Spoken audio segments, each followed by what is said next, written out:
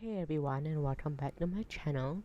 Today we're watching the 2007 psychological thriller film called Joshua. Brad and Abby Cairn, I'm hoping that I'm pronouncing the last name right, Cairn, are an affluent New York couple with two children.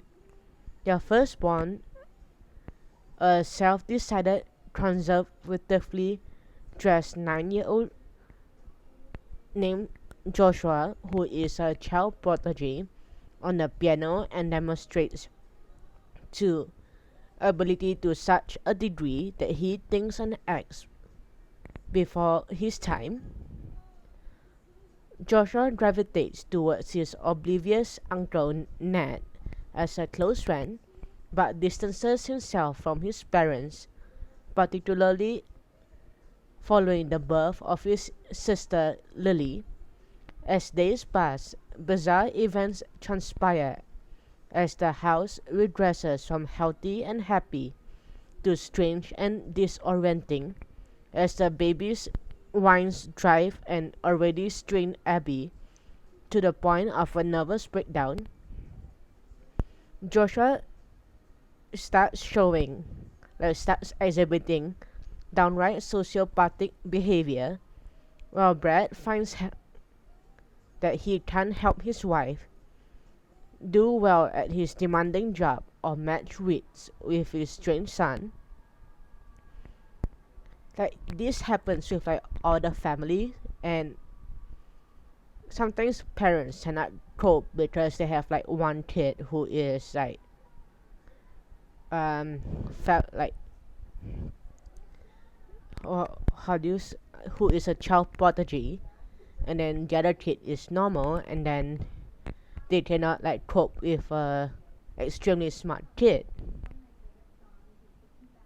Joshua then kills the family's dog, but he states that he doesn't know what happened, then imitates his father's grief as he himself is incapable of feeling sadness. I'm not saying all like child prodigy does that, but you see a lot of that in child prodigy. So Abby gets worse, and Brad decides to take 2 weeks off. And that night, Brad installs a lock on his bedroom door and tells Joshua that his sister will be sleeping with him. Why would you do that?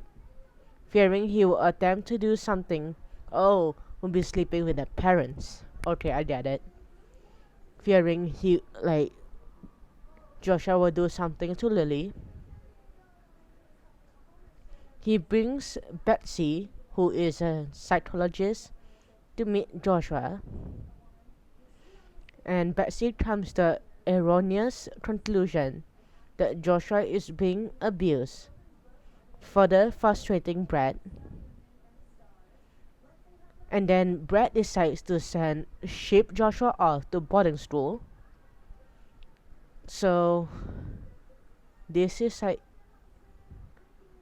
horrendous because a father just learned that his son is being sexually abused, and then you go, I don't want to cope with you anymore, so you just ship him off because your son is being sexually abused, causing, and Joshua decides to run away, which I don't blame him. Brad arrives home and sees Joshua's school bag on the kitchen floor. So next morning, Brad and Joshua go for a walk with his sister, and Joshua decides to steal her pacifier, causing her to cry.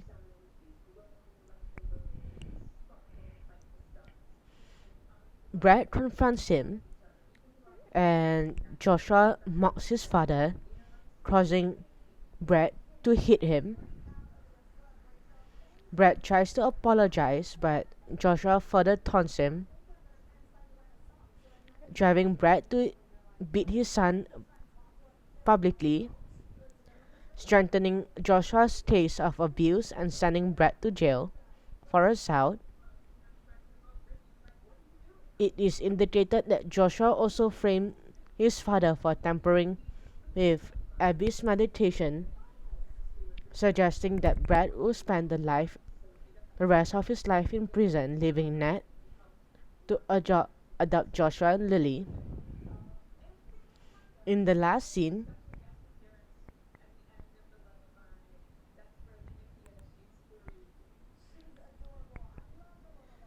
Ned sits with Joshua at a piano and the two compose a song. Joshua sings about how his parents both were never loved by anyone and that he only wanted to be with Ned and got rid of everyone else. Ned finally realizes what Joshua has done and looks at him with a disturbed glance. Was beautiful. It was great. It was whole. Now, that is my life, and it can't be fixed.